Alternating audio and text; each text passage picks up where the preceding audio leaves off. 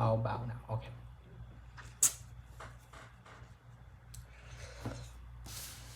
How would you define race, and what does it mean to you? I believe race should be defined as a form of human subjugating, a form of inhumanely categorizing based on physical characteristics and what people possess. Uh, Now, what does race mean to me?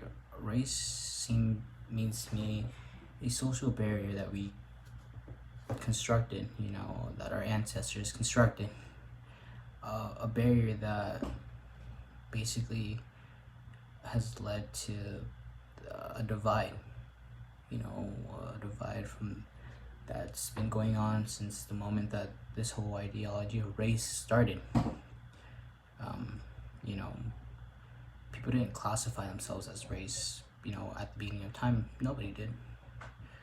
But yet, we currently live in a world where the ideology of race is something. It's something that can define the job opportunities that you get. And how many races do I think that there are? Well, if we're being honest, there's an infinite amount of races. You cannot classify a person based on one distinct characteristic, but you have to define them of all of their characteristics, And the reason why I believe this is because, let's just make an example, right?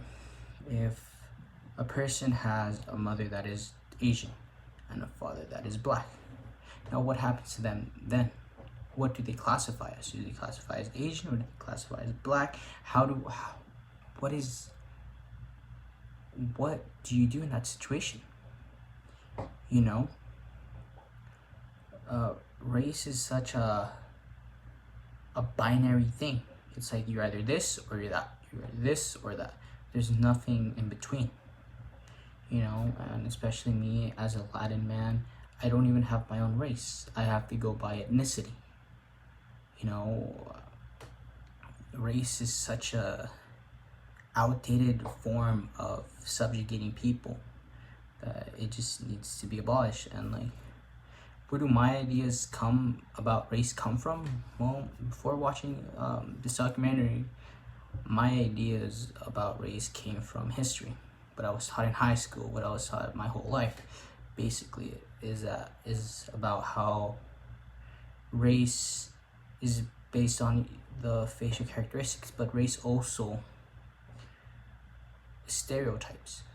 Race also stereotypes a type of person. That's how I've been taught about it. Now, over time, my ideas about race have diminished. Now I tend to not stereotype people based on their race. I don't tend to believe that that they will act a certain way based on the color of their skin tone.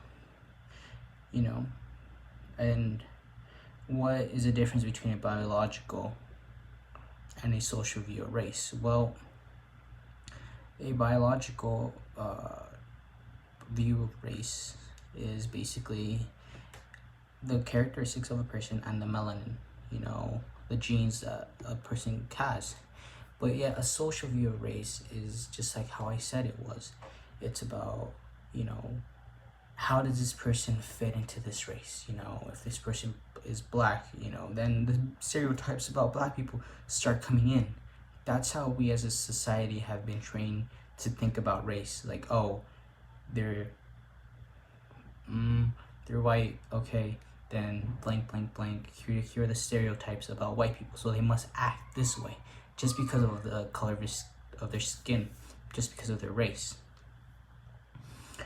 And who's benefited from the belief that we can sort people according to the race and that there are natural or biological based differences between racial groups? Well, the people who have benefited the most from sorting people according to race is the ones who have used them.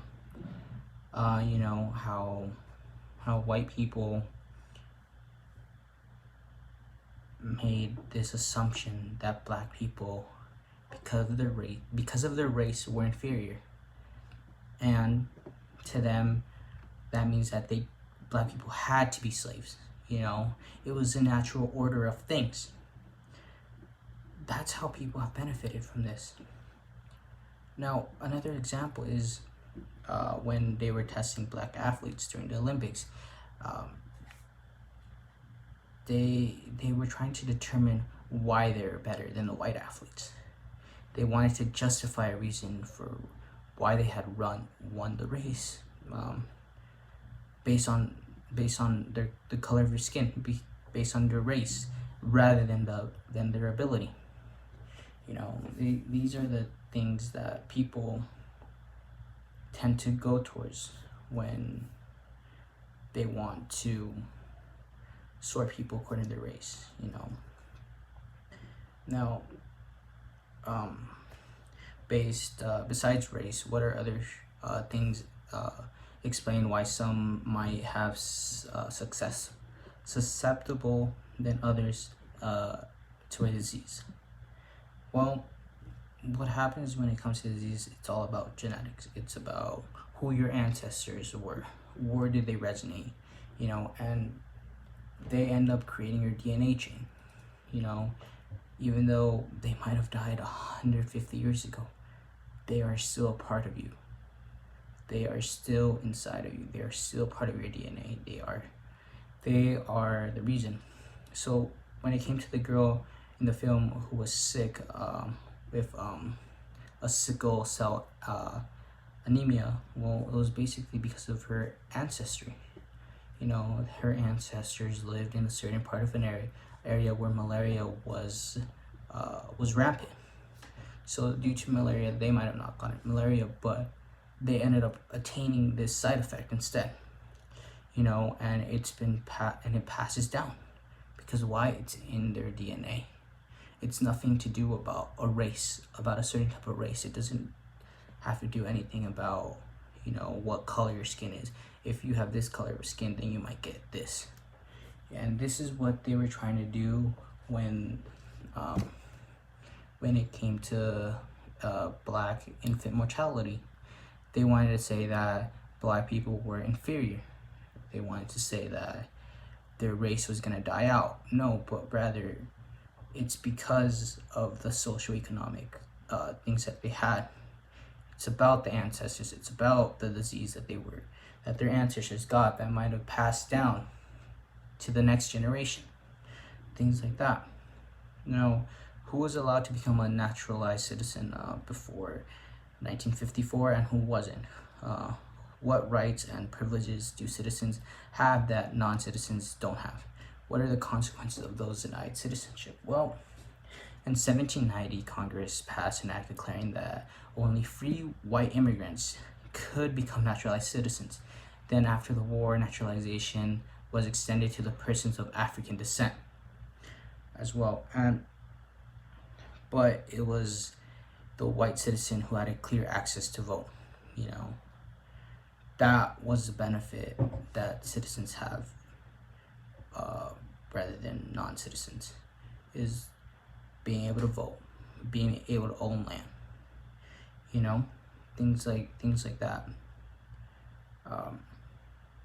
And in order to be a naturalized citizen in this country, you either had to be categorized as white or as black. And everybody else who tried to become a citizen, you know, were denied. There was this Japanese American who kept applying and applying. He fit all the things needed, other than being white or black. He was denied. So what are the consequences? What were the consequences then, and what are they now about not having a citizenship? Well, citizens, they can vote. They are able to attain land. They are able to travel freely. Well, those who don't have citizens don't have the same rights. They don't have the same accessibilities that citizens have. They can't own land. They can't be able to travel around the country in a manner of being free.